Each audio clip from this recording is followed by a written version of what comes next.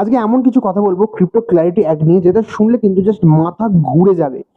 কংগ্রেস যদি কিছু না করে না, তাহলে কিন্তু ক্রিপ্টো রেগুলেশন আসছেই। এবার সিএফটিসি নিজে কিন্তু মাঠে নামছে।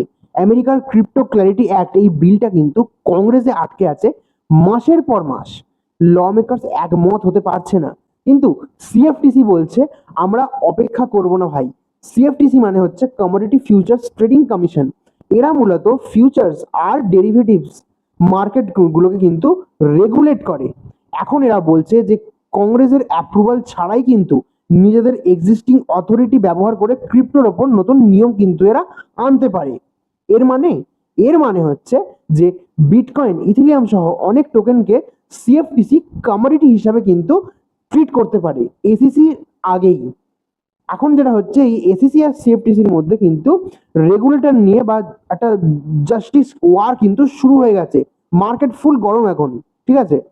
এখানে ইন্টারেস্টিং পার্ট হচ্ছে যে ইন্ডাস্ট্রির অনেকে কিন্তু এটাকে ওয়েলকাম করছে, কারণ সিএফটিসি কে এসিসির থেকে ক্রিপ্টো ফ্রেন্ডলি মনে করা হয়। মানে সিএফটিসি যদি রুল আনেও বা রেগুলেশন বা ল যেটাই আনবে, সেটা কিন্তু ক্রিপ্টোর জন্য ফ্রেন্ডলি হবে, নাকি বেরিশ হবে। মার্কেট বুলিশ হওয়ার সম্ভাবনা কিন্তু আছে।